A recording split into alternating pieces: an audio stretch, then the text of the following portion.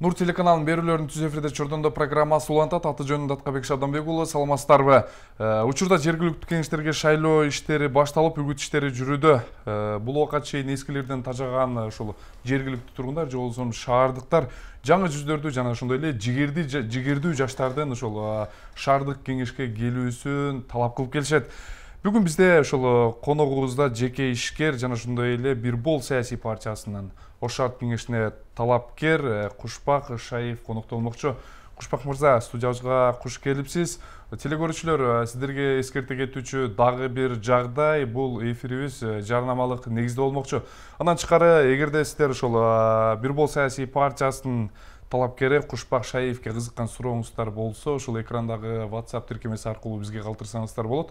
Биз жооп алып берүүгө даярбыз. Дагы бир эскерте кетүүчү жагдай, ошол сиздердин чалууңуздарды түз кабыл ала албайбыз. Андан тышкары биздин бул берүүлөрүбүздү ошол социалдык баракчалардан, Facebook жана YouTube баракчаларыбыздан көрө аласыздар.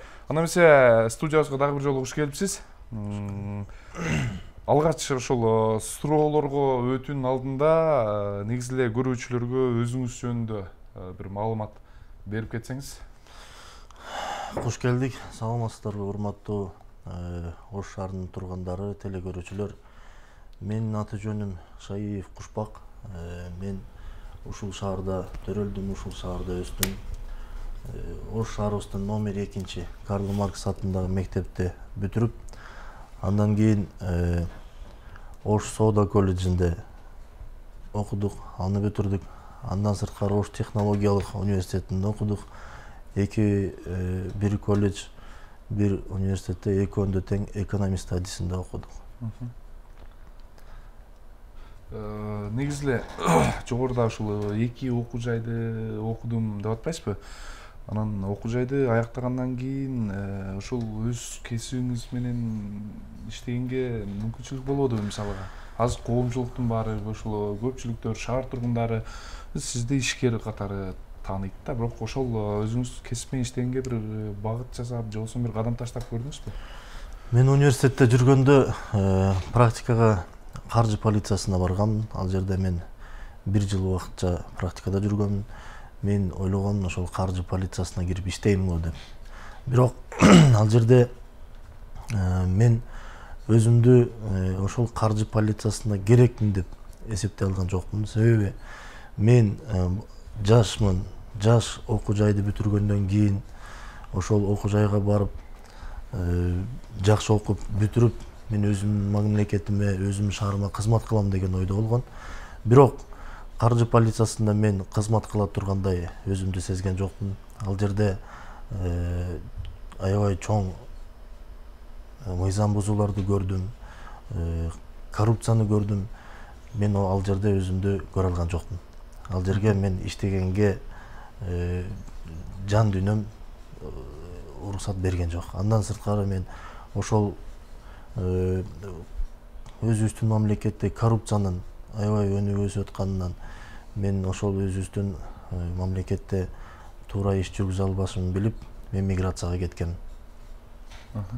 Негизи эле андан тышкары, мисалы, ошол каржы полициясынан башка дагы бир башка бир ишканаларга же болбосо мекемелерге барып, ушул мамлекеттик кызмат башка бир багыттарга барып көрбөдүңүзбү? Мен салык кызматына бардым.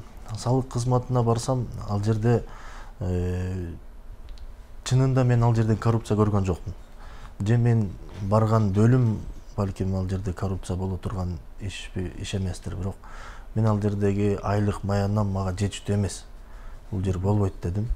Анан мен эл катары чет жака миграцияга чыгып кеттим андан кийин. Жок, ошондо сиз мамлекеттик кызматта иштөөңүзгө ошол биринчи жолу барган финполициядагы ошол көрүнүштөр бир таптакыр көңүлүңүздү ренжиттиби? Эми мен биринчи барганда биз эч кандай опыт жок. Жаңы барганда эле биз биринчи барып эле айлыгын сурайт экенбиз да. Бул канча айлык болот? Каржы полициясында иштесем канча айлык болот? Эми болор болбогон айлык алат. Бирок жүргөндөрү аябай бай жашайт. Мен алар менен чогуу жүрдүм. Балким капа болуптур ошолор мени көрүп алыпчы. Бирок алар аябай же байдын баласы, же ага чейин бир бизнес кылып келишкен, же болбосо ошол тармакта урду алып атат да. Сиз ошолорду көрдүңүз. Мен Бирок көрдүм. өздөрүнөн бир мындай сурап же бир кызыгып көрбөдүңүзбү? Мисалы ошол каражаттарды каяктан таап атат? Мисалы ошондой кымбат машиналарды, үйлөрдү кайсыл жактан салып атат? Аны эми биз ал кезде жаш болуп студент болсок, биздин сурообузга андай жооптор болмок эмес да. Кандай туура жооптор.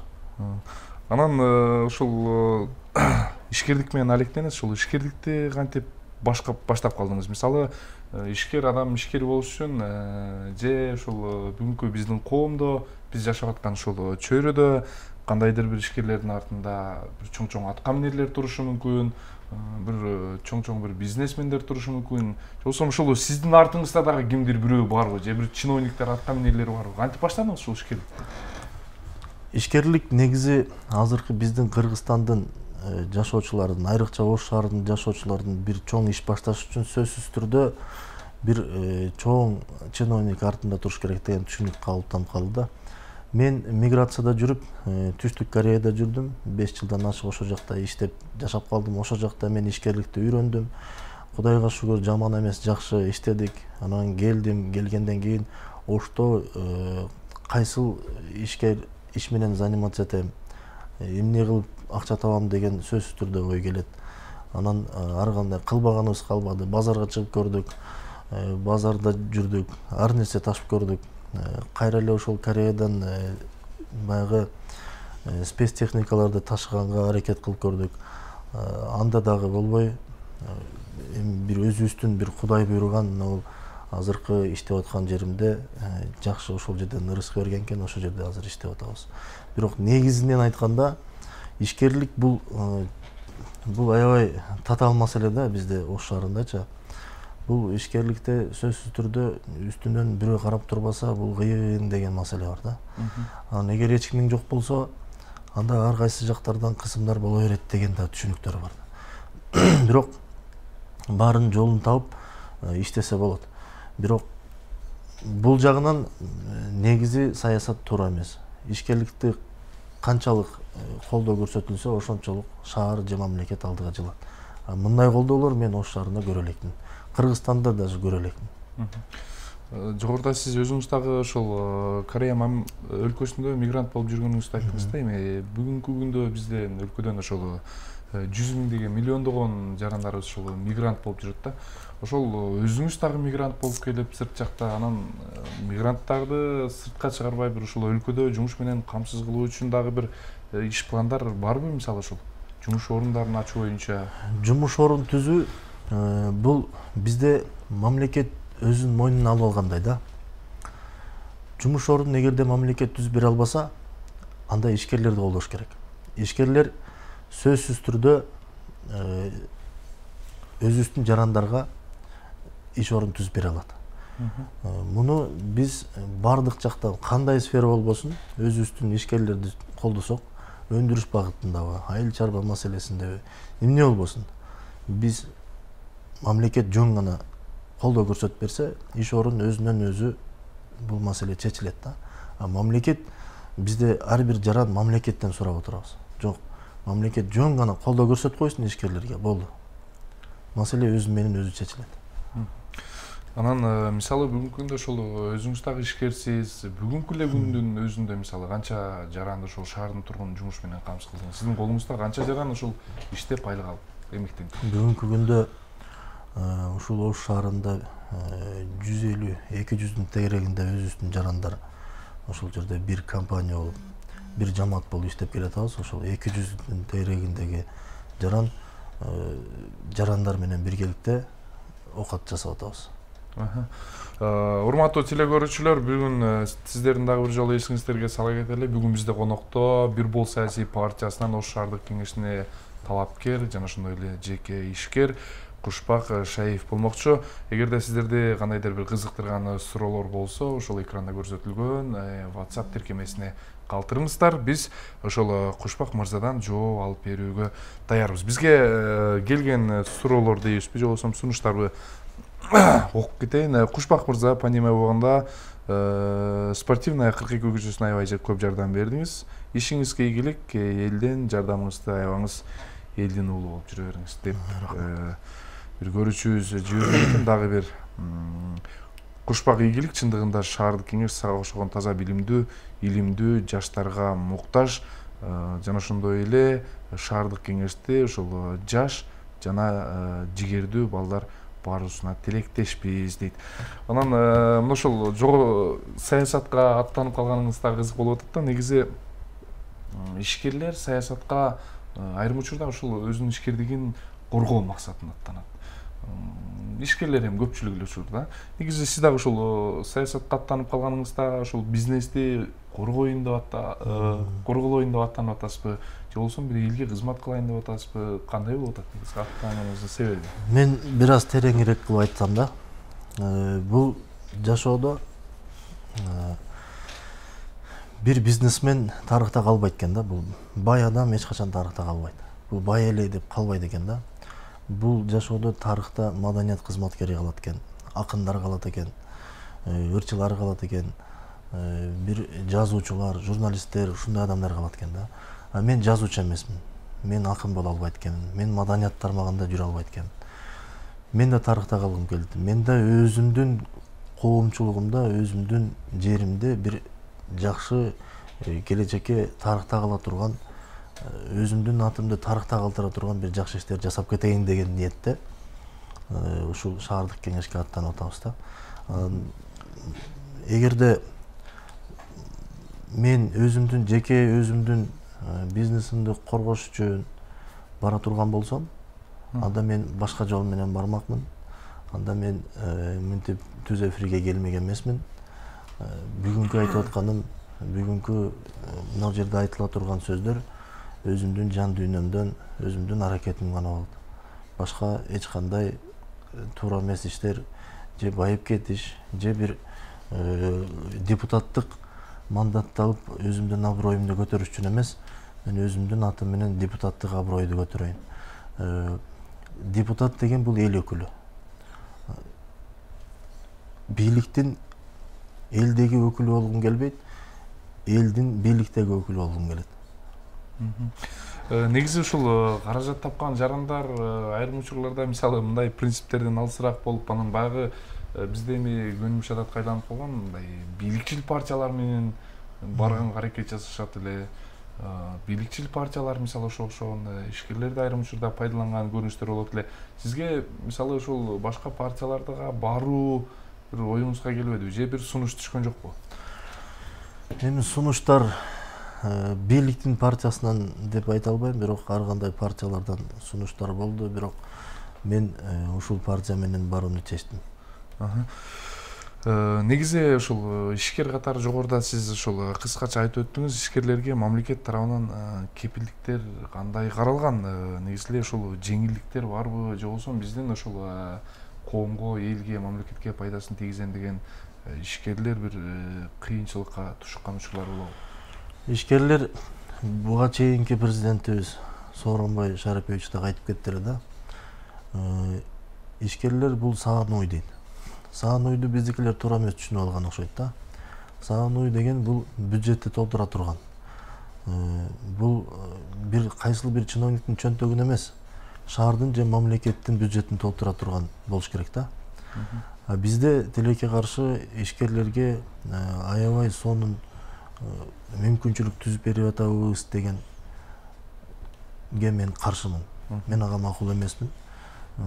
Биздеги ишкерлердин эгерде мүмкүнчүлүктөрдү оңойлоштуруп, документ иштерин, же болбосо бир жерден бир иш баштаганга бир оңоюраак жолдорун түзүп койгондо, менин оюмча чет жактан инвестиция аябай көп келмек. Бүгүнкү күндө бизде чет жактан келген мактанаарлык бир инвестициябыз жок. Мен шаар боюнча айтып атам, ош шаары боюнча. Анан мисалы жана жогоруда айтпадыңызбы, президенттин дагы сөзүн кайталап кеттиңиз да. Анан саан уй депчи.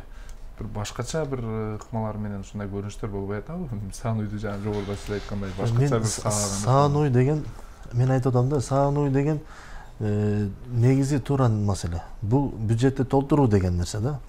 Ошол бюджетти толтуруш керек. Бизде анча-мынча жетекчилер туура эмес түшүнүп калганга чөнтөк толтурмай коюп кетти. Бирок андайды көрүп атабыз, угуп атабыз. Ар бир жаран менин оюмча ошол коррупционный иштерге душар болуп келет да. Бир Бол партиясына кошулуп, ошол Бир Бол партиясынын шаардык кеңешке баратсыз. Негизи Бир Бол партиясын тандаганыңыздын себеби эмне болду? Кандай себеп менен тандадыңыз? Бир Бол партиясына мен 2018-жылы кошулгам. 2018-жылы мен Бир Бол партиясынын ичиндеги баягы атынан эмес заты дейт го. Ошондо ошол азыркы биздин шаардык кеңештин Бир Бол фракциясындагы депутаттарды көрүп, ошолордун көтөргөн маселелерин, ошолордун позициясын көрүп, мен ушул партияны тандадым. Бул бүгүнкү күнгө чейин мисалы мен 2 жылдан бери ушул Бир Бол партиясы менен чогуу жүргөнүм менен бир дагы кайсыл жактан мени бирөө тыйып койгон жок. Сен муну айтышың керек же муну айтпашың керек деген жок. Бул партияда мен чыныгы демократияны көрүп, ушул партияны тандап келип отурам. Бүгүнкү күндө шаардык кеңешке талапкерлигибизди коюп атабыз. Дагы бир суроодон ушул партиянын лидери Алтынбек Сулайманов менен бир жеке байланышыңыз же тааныштыгыңыз барбы? Алтынбек Турдубаевич менен мен Бир Бол партиясынын лидери катары билем. Мен өзүм Бир Бол партиясынан шаардык кеңешке талапкер Бир Бол партиясынын мүчөсүмүн. Болгону ошондой эле болбосо жеке мамилем жок. Мамилеңиз жок. Мамилем жок. Бизге дагы ошол телекөрүүчүлөрдөн суроолор келген экен. Кушбак мырза, саламатсызбы дейт. Сиз дайым элге жардамыңызды аябадыңыз дейт. Алтын Уя жетим балдар үйүнө дайым жардам колун сунуп келесиз дейт. Ошол жердин жашоочусу Базаргүл деген эже сизге билдирүүсүн калтырыптыр. Сени баалап келебиз, сага ийгилик, ак жол колдойбуз дейт. Ал эми ушул депутат болуп келип калсаңыз, аткаруучу иштериңиз тууралуу айтсаңыз, мисалы ушул партиянын программасы, платформасы, шаардыктарга, мисалы шаардыктар үчүн кандай жумуштарды аткарасыздар? Кудай буйруп, ушул 11-апрелде маарага жеңиш менен келип кала турган болсок, Ош шаарында биринчи кадамдар бул бүгүнкү күндөгү шаардын бюджети бул илим билим берүүгө көбүрөөк бөлүнсө. Бул менин жеке өзүмдүн оюм. Партиянын 5 чечимин айтып келип атабыз. Анан биринчи кезекте илимге, билимге кылсак. Андан сырткары шаардын башкы планын. Мен ушул өзүмдүн ичимдеги тилегим бар. Ошол Кудай буйруса келип калсак, ушул шаардын башкы планын эң биринчи кезекте канча жыл убакыт кетет, же болбосо кандай болот, муну билбейм, бирок ушуну бүтүргөнгө аракет жасайм. Андан сырткары мен өзүмдүн көп жылдан бери ойлонуп жүргөн шаардагы баягы промзона деп коебуз, жакын арада биздин Бир Бол фракциясынын депутаттары көтөрүп чыкты ушул маселени. Бул маселени мен көп Кыргызстанга келгенден бери ушул маселе болуш керек. Кайсыл шаар болбосун, ушул промышленный зона сөзсүз түрдө болуш керек деп келатам. Эми Кудай буйруп, ошол жер маселеси да чечилип калып, ушул промзона болуп калса, биздин Ош шаары үчүн аябай чоң жетишкендик болуп эсептелет. Андан тышкары, мисалы, платформаңыздарда дагы нелер каралган? Кайсыл багыттарга дагы илим бурасыздар? Биз баягы илим билимди айтып кеткендей, бала бакчаларды көбөйтүү. Бала бакчаларда азыр бул көйгөй аябай оор болуп турат да. Бала бакчаларда 2 жылдан бери дейт, кезек менен, онлайн түрдө кезек менен кирет дейт да. Анан кийин кезеги жетпикиче бала чоңоюп калсачы, кандай болот анда? Андай болбош керек. Шаарда сөзсүз түрдө бала бакча ар бир өзүнүн кичи шаарчаларда сөзсүз түрдө өзүнө жетиштүү, өзүнүн элине жетиштүү, сөзсүз түрдө бала бакчалар жетиштүү болуш керек. Андан сырткары мен бир көйгөйдү айткым келип атат. Билим деп айтып калдым. Мен өзүм номер 2 Карл Маркс атындагы мектепте окудум. Ошол мектеп менен кече бир 2 ай мурда мен барып өзүм окуган мектеп деп таанышып келдим. Ошол мектептин бир корпусу авариялык абалда туруп, азыр иштебей турат экен. Демек, бир мектептин бир классында 35-40 бала окуйт деген, окуучу окуйт деген билдирет да. Эгерде мектепте бир сабак 45 минутта болсо, эгерде ошол класстын 35 окуучусу болсо, ошолордон үй тапшырма сураганда ар бирине 1 минутадан кетсе, анда 10 мүнөттө мугалим балдарга бир теманы түшүндүрүп жетишеби? Жетишпейт. Бизде демек бала бакча, мектеп бул көйгөй. Муну сөзсүз түрдө көтөрүш керек. Мен эми шаардык кеңешке келип калсак эле мектепти курабыз деп жөн эле сөз менен айткым келбейт. Бирок ушул нерсеге сөзсүз түрдө көңүл буруш керек. Анан мисалыга шаардын казынасын көтөрүү боюнча мисалыга кандай сиздин ишкер катары кандай бир пландарыңыз бар? Кантикенде биз ошол шаардын казынасын көтөрөбүз? Жана каражаттын тартыштыгына байланыштуу эле ошол жогоруда сиз айткан мектеп, бала бакча жана ошондой башка маселелердин баардыгы чечилбей келет да. Кантикенде көтөрсөк болот? Мен оптимизацияга баралы деп айткым келет да. Шаардык бюджетти көтөрүү үчүн биринчи баягы чыгымды азайтышыбыз керек. Мен чыгымдар жөнүндө айтып берейин. Мисалы, Ошто спорт комитет деген бар. Анан стадион өзүнчө, стадиондун ичинде ошол Алай футбол командасы бар. Андан сырткары бир аты эсимден чыгып атат, волейбол командасы бар экен. Андан кийин жаштар комитети бар. Ушул өзүнчө ишкана болуп кеткен да. Ишканалар деле ачыла берген. Бирок ушунун баарын бир кылып койсок болот да. Спорт комитетке беришибиз керек. Алай футбол командасын. Стадионду спорт комитетке беришибиз керек. Ошол волейбол өзүнчө бир ишкана экен. Ага дагы бир 3-4 миллион сом жылына бюджет бөлүнөт экен. Ошонун баардыгын спорт комитетке беришибиз керек. Баардыгы спорт болуп атпайбы, туура? Андан сырткары мынау капиталдык курулуш деген бар. Анан мынау жол куруу деген ишкана бар. Жолдор башкармалыгы ошол ишкана бар. Экөөнүн функциясы бирдей эле да. Неге эки ишкана болуп турат? Мен түшүнбөйм да. Экөөнү бир ишкана кылып эле ошол жерден баардык нерсени кылса болот. Туура? Ошондой эле нерсе. Анан кийин шаардын бюджетин көтөрүү боюнча, шаардын бюджетинин бүгүнкү күндө 1 миллиард 357 миллион сом болсо, ошонун 80-90% чейинки түшкөн акча бул салыктардан келип түшкөн акча да. Анан кийин демек биз салык төлөөчүлөрдү көбөйтүшүбүз керек экен. Салык төлөөчүлөр булар кимдер? Ишкерлер сөзсүз түрдө. Ишкерлерге биз мүмкүнчүлүктү түзүп беришибиз керек. Ишкерлердин кандай маселеси болбосун эң тез арада чечип берип, ошолорду колдосок, сөзсүз түрдө биз 1 миллиард 352 миллионду биз 2 миллиардтан өткөзсөк болот. Реалдуу көз карашты айтканда, 2 жылда 2 миллиардга көтөрсөк болот. Мен аны көзүм жетип атат. Мен ага сөзсүз түрдө Кудай буйруп ийгиликке жетип калсак, сөзсүз сунуш беребиз. Кандай кылып көтөрүш керек, эмне кылыш керек, баардыгын деталдуу түшүндүрүп беребиз. Мисалга жанагы таза суу маселеси дагы сиздердин программаңызда бар. Анан ошол таза суу боюнча мисалы кандай жумуштарды алып барыш керек? Таза суу мен кече айттым эле. Таза сууда бул биздин шаарда бир гана ишкана өзүн баягы хозрасчетто отурган ишкана экен, водоканал. Бир гана бул единственный ушул ишкана өзүн камсыздап келет экен да. Бюджеттен акча албайт экен.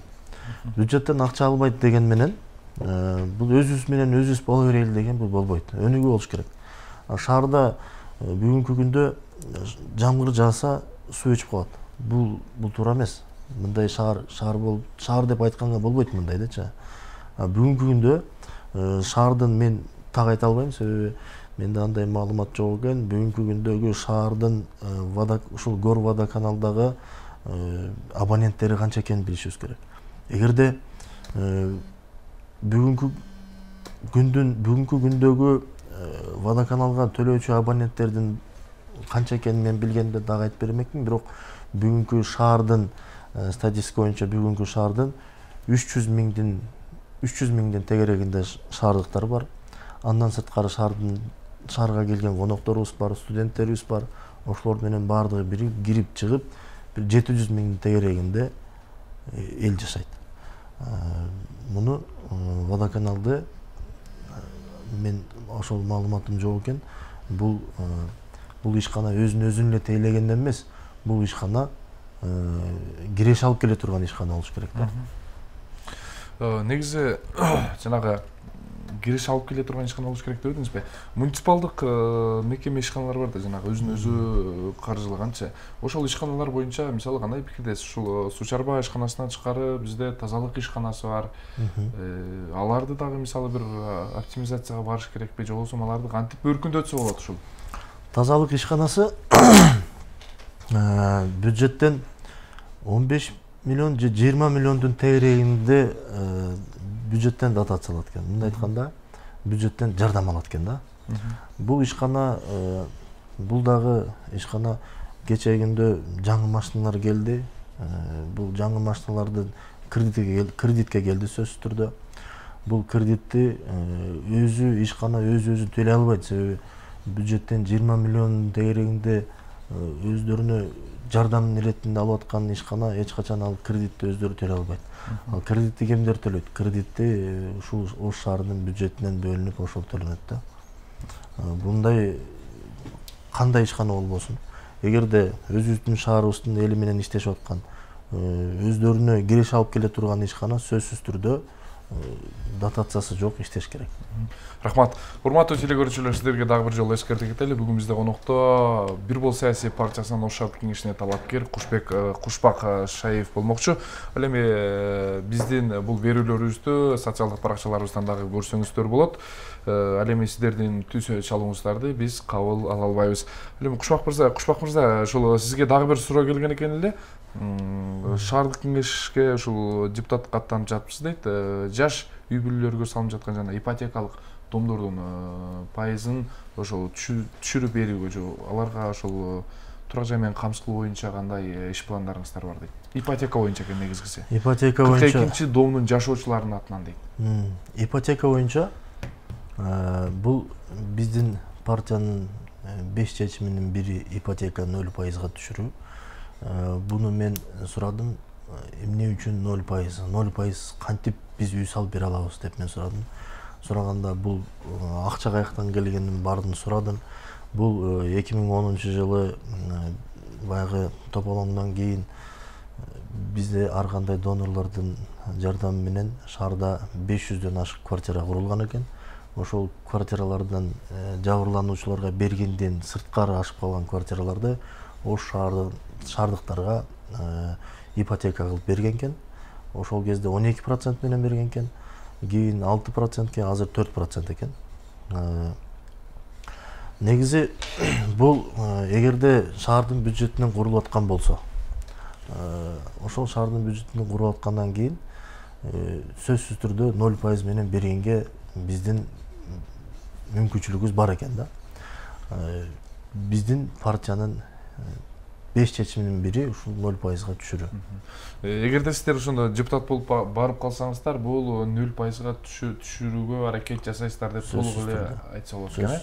Анда эмесе кийинки суроого өтөлү. Эртең ушул депутат болуп шаардык кеңешке өтүп барсаңыздар, ошол биринчи ушу жасай турган жумушуңузду эмнеден баштайсыз? Сизди эмне мындай ушул кооптондуруп, эмне ойлонтот? Биринчи мен шаардагы азыркы айтып кеткен оптимизация жөнүндө ушуларды мен биринчи даярдайм. Ушул сунушту мен сөзсүз түрдө берем. Анча-мынчалап кайталап бири-бирин кайталаган ишканаларды бириктирүү боюнча сөзсүз түрдө сунушту беребиз. Бул биринчи сунушуңуз болот. Бул биринчи сунуш болот. Азыр мына ушул шайлоо өнөктүгү башталды. Шаардык мэриядан вице-мэрлерден тарта бөлүм башчыларга чейин бүгүнкү күндө ушул талапкер катары шайлоого катышып жатышат. Эми алардын негизи өздөрүнүн укугу. Бирок сиздин көз карашыңыз кандай болуп атат ушуга? Мисалы, азыр барсаң, кишелүү бир вице-мэр жок, курулуш тармагын тейлеген вице-мэр шайлоодо жүрөт, андан башка тармак тейлеген вице-мэрлер шайлоодо жүрөт. Сиздин пикириңиз кандай? Ар бир адам шайланганга укуктуу дейт да. Бирок эгерде кимдир вице-мэрлер боюнча айтып атасыз, мен вице-мэрлер кайсынысы экенин билбейм, бирок эгерде шаардык кеңештин депутаттыгына бара турган болсо, кызматын тапшырып барыш керек. Кызматында отуруп, бул шайлоого барбай эле койгондон жакшы. Эгерде шаарга кызмат кылам деген ою бар болсо, кайсыл бир чиновниктен, эмне үчүн ошол жерде отуруп, ошол жерде жетекчи кызматында отуруп, же орун басар болуп туруп, эмне үчүн ошол жерде кызмат кылса болбойт? Кызматтын эң керектүү жеринде ошолор отурса.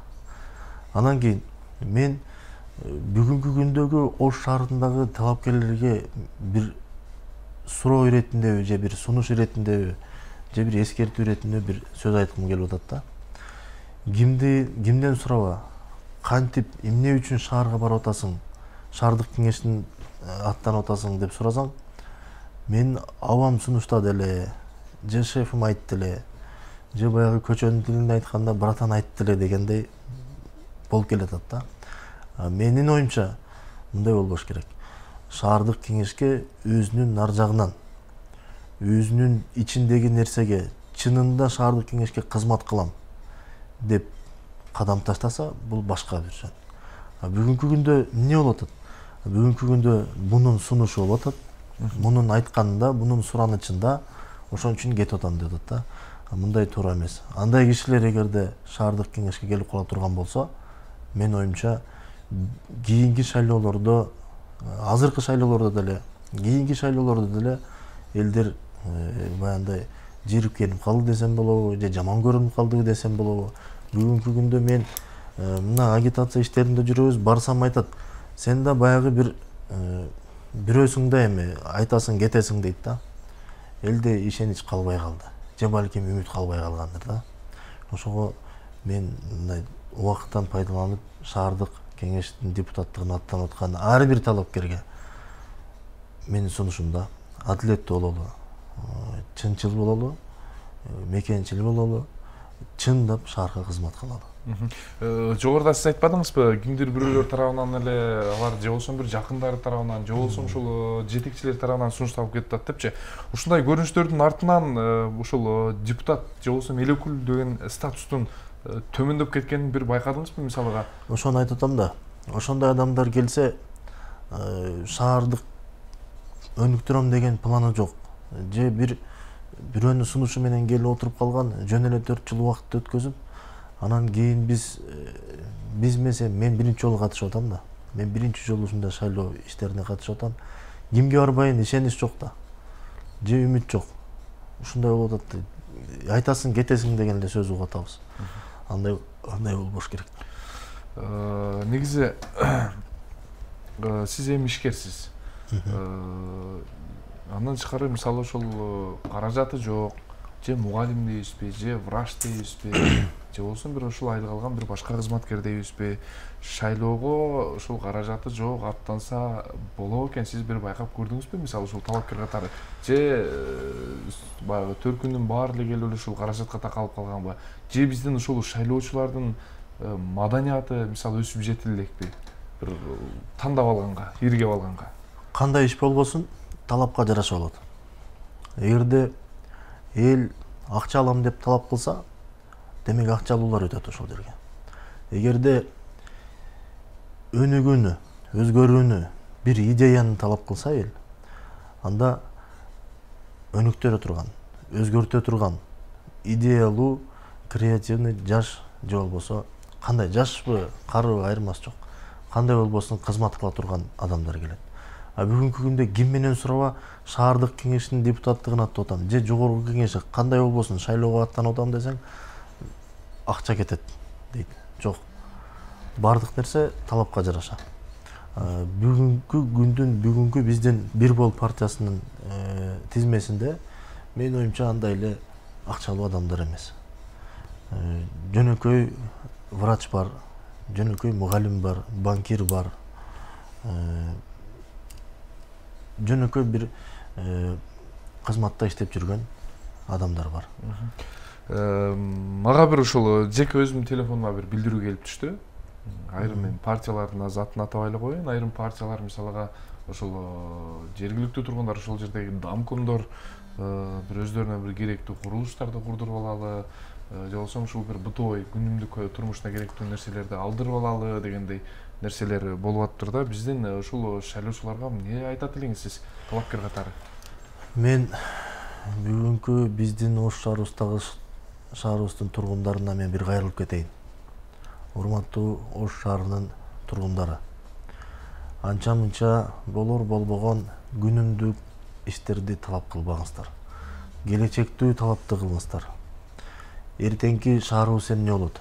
Эртеңки биздин балдарыбыз эмне болот? Эртеңки биздин жашообуз кандай болот деген суроо менен ар бир талапкерге талапты коюшуңуздар керек.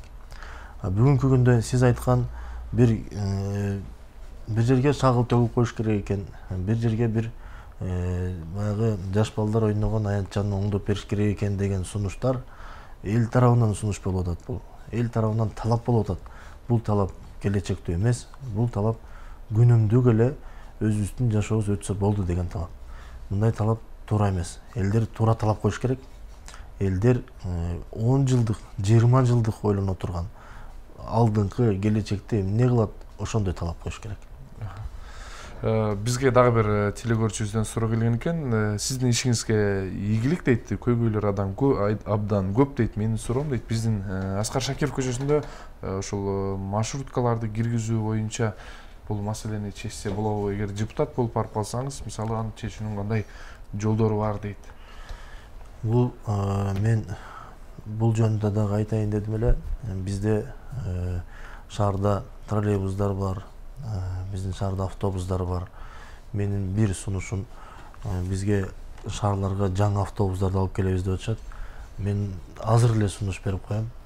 Бизге автобус эмес, бизге троллейбустар көбүрөөк керек. Троллейбус линияларын көбүрөөк ачышыбыз керек. Ош 3000 жылдыгында, Ош 3000 жылдыгы майрамдалып ошол себеп болуп, мына экинчи линия ачылып калган. Андан сырткары мен көрүп жүрөм, эгерде адашпасам, ошол Западный тарап жакка кеткенде, мына Айтиев көчөсү болуп калабы? Ошол көчөсүндө өйдө карап кеткенде ошол троллейбустун линияларын тарта турганга, ошол баягы стойкаларын тургузулуп калганда, биз ошол багытта иштешибиз керек. Троллейбусту эмне үчүн троллейбус? Себеби бизде электроэнергияны өнүктүргөнгө мүмкүнчүлүгүбүз бар Кыргызстанда. Ошол электроэнергия менен троллейбустарды алсак, бул таза шаар, таза аба дегендей эле да. Бүгүнкү күндөгү автобустардын акыбалдарын биз көрүп атабыз. Автобустун аркасына ар бир жашоочу билет, аркасына түшүп калсаңыз, машинанын ичине чейин жыты кирет. Баягы аркасынан чыккан түтүнү биздин машинанын ичине чейин кирет да. Мен бүгүнкү таза шаарды, таза абаны сунуш кылат элем да. Троллейбус линияларын тартсак жакшы болмок. Эми бул боюнча шаардын бюджети жетпейт деген шылтоо болушу мүмкүн. Туура жетпеши мүмкүн, бирок мунун баарына аракет жасашыбыз керек. Биринчи план коюлса, ушундай иш жасайм деп ниет кылсак, ошонун үстүнөн иштесек сөзсүз түрдө ийгиликке жетишебиз. Кушбак мырза, бизде ошол убакыт аз калып бара жатат. Ошол сизге биз негизи ошол шаарда болобу, же болбосо ушул башка жакта болобу, өлкөдө болобу, коррупция деп эле. Көпчүлүк азыр шаардан баштап ошол катардагы кичинекей өспүрүмдөргө чейин коррупция жөнүндө сөз болуп калды. Негизи ошол коррупцияны кантип жоккузса болот? Мисалы биздин шаарда дейбизби, же өлкөдө дейбизби? Эми бул коррупция аябай бир чоң татаал маселе да. Бул коррупцияны жок кылышка шаардык кеңештин депутаттарынын колунан келбейт. Муну биз айтабыз, талап кыла алабыз, башка эч нерсе колубуздан келбейт экен да. Мунун атайын өзүнүн органдары бар. Атайын коррупция менен күрөшө турган күч структуралары бар. Ошолор иштесе, андан сырткары адамдар өзүбүздүн нар жагынан бир аз мекенчилдик сезимди ойготуп, адал иштегенге үйрөнсөк, бул коррупция менен бир жалгыз бир киши эмес, баардык коомчулук чогуу күрөшүшүбүз керек да. Ошондо жеңебиз, бизге бөлүнгөн убакыт дагы аягына чыгып бара жатат. Анда сизге ошол эркин микрофон берели, ошол шаардыктарга жана ошондой эле шайлоочуларыбызга кайрылсаңыз болот. Урматтуу Ош шаарынын тургундары, урматтуу шаардыктар. 11 апрель биз өзүбүздүн шаарыбыздын өнүгүүсүн, өзүбүздүн шаарыбыздын өзгөрүүсүн, тазалыгына, абасына, бардык шаардын ийгиликке жетише турган талапкерлерди тандап алайлы. Эртең 11 апрель бардыгыбыз жоопкерчиликти мойнубузга алып, жоопкерчиликтүү түрдө таза, туура адамдарды тандап алыш ар бирибиздин милдетибиз экен деп шайлоого барып, туура тандоону сиздерге сунуш берем. Бардыгыңыздарга тынччылык каалайм, аманчылык каалайм. Ар дайым жүзүңүздөр жарык болуп, асманыңыз ачык болсун. Бизге ошол конокко келип бергениңиз үчүн сизге терең ыраазычылык, ишиңиздерге ийгилик. Урматтуу телекөрүүчүлөр, ушуну менен бизге бөлүнгөн убакыт дагы аягына чыкты. Бүгүн бизде конокто Ош шаардык кеңешинин депутаттыгына талапкер, ошол Бирбол саясий партиясынан бара жаткан Кушбак Шаиев болду. Ал эми биздин бул берүүлөрүбүздү социалдык баракчаларыбыздан көрө аласыздар. Кайрадан ушул экран аркылуу көрүшкөнчө аман туруңуздар.